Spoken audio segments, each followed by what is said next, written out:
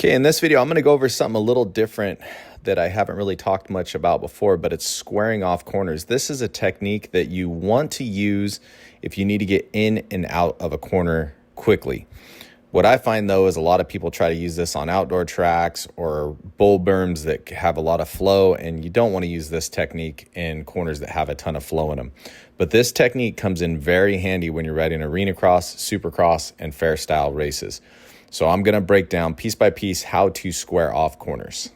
So in this first still shot I have here, this is exiting the whoops. Now, the thing with the whoops is you have a lot of speed coming out of them, and then you have a tight corner coming up. So if I try to round this corner, I would have to actually let up exiting the whoops because I need to brake and do the standard brake, roll, and then power on from the apex through the corner if this was a wider bowl corner. But I have speed coming through the whoops, so it actually, the tightness of the corner and the speed that I'm carrying through the whoops actually requires me to square this corner off. It's a tight in and out corner that is quicker to be squared. So when I come out of the whoops, what I do is I do my standard braking with the clutch out because I want to get the most effective braking trying to slow down. So this is my hard braking zone, right? Bike still straight up and down. I'm not turning yet. As soon as I get out of those whoops and those wheels are on the ground, I'm heavy on the front and rear brake to get my bike to slow down. But as we approach the corners, things will get different as you start to square your corner. It's a different technique than your standard rut corner.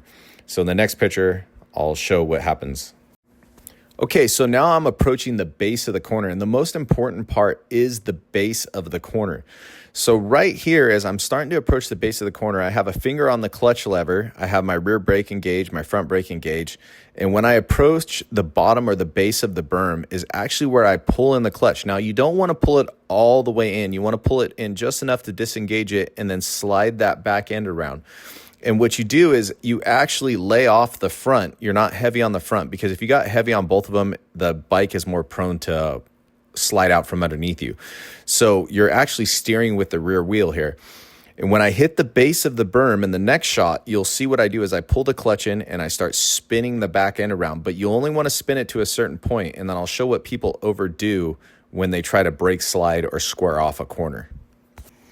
Okay, so one thing you can see here is my head looks neutral, but I'm actually starting to lean and get my eyes focused on the inside of the corner so I can spin the bike around in the direction I want it to. So at this point, I'm right at the base of the berm, and what I'm doing is I'm slightly pulling in the clutch just enough to lock up that rear wheel and make a direction change. And what assists me in this direction change is pressure against that outside shroud. You can see my right leg, I'm pushing, so I'm pushing down on the brake, but I'm also pushing the bike to lean it over with my leg. And then I'm leaning my head to the inside. And in the next shot, you can see my head leans a little bit more to the inside. But you want to square it to a certain point, and then you have to use rear wheel steer with the power to get out of the corner. You don't want to hold your brake side too long. Okay, so now all the steering right here is done with the slide of the rear. You can see I'm using the inside of the powder. So if you're going to square a corner and it has powder like this, don't try to square in the powder. The powder is going to suck your bike down too much, and you're not going to be able to get that back end to slide around. So because we were both squaring the berm riding this day, it created a hard pack section where the wheels slid easier. So when you go to square a corner, you're actually going to come in a little tighter than you normally would. You wouldn't want to go on the rounding line that's about 2 feet to the right where I'm at, because then you're going to just be putting your bike in that powder, and you're not going to be able to square the corner off. So you can see the hard base underneath and then the fluff on top. So what I'm doing here is I have the clutch in, and now you can see my head is tilting a little more to the inside. And if you watch the pros, like Eli Tomac is really, really good at tilting his head in the direction he wants to turn. He doesn't tilt his body, but he leans his head. And it's like the saying, wherever your head goes, your bike follows. That's why it's really important to look up and look at where you want to go. But here I'm brake sliding. So right here I have the clutch in, rear wheel locked up, and I'm sliding up into that powder. Okay, so this is probably the most important part. So now I have my bike at the angle of the berm. This is where I release the rear brake. And the big problem I see when people try to square corners is they hold the rear brake too long. They want to get their bike turned all the way around and pointed the other way. So it's about halfway till you get at the angle of the berm. And then now you got to do the rest of the steering with the power, the explosion of the power, and the rear tire spinning. And so you steer with your rear from this point on. So once you get your bike at the angle of the berm, so you can see I'm perfectly at the angle of the berm, now I use my power and the power slide get off the rear and start steering that bike with the rear end. Okay, this is just right after I got my bike at the angle. You can see I've released the rear brake. I have good body positioning and I have a flat back so I can control the bike. I'm upward on the bike. I'm not falling to the inside. If you fall to the inside here, what's going to happen is you're going to tuck the front end. So make sure you got that proper flat back body position. But I'm powering so you can see the roost being kicked up by my rear tire. So what the most important thing when squaring corners is get it at the angle of the berm, but do not carry it after that. It's got to be half of a brake slide and then half of a power slide coming out. So at this point, I'm going to do the rest of my steering with my rear tire to get pointed the direction at the rhythm section that's coming up next.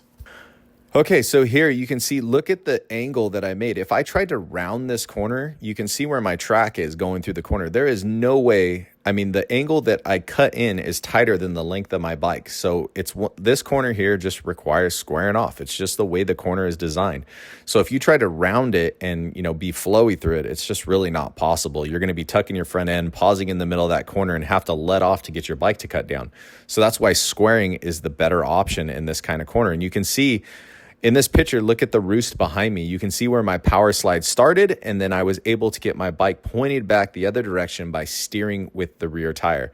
And yes, okay, I dabbed my foot. Sometimes it happens. Everybody dabs their foot. I could have probably kept my foot up a little higher, and then I just power out of the corner, and my head could have been looking just a little more up.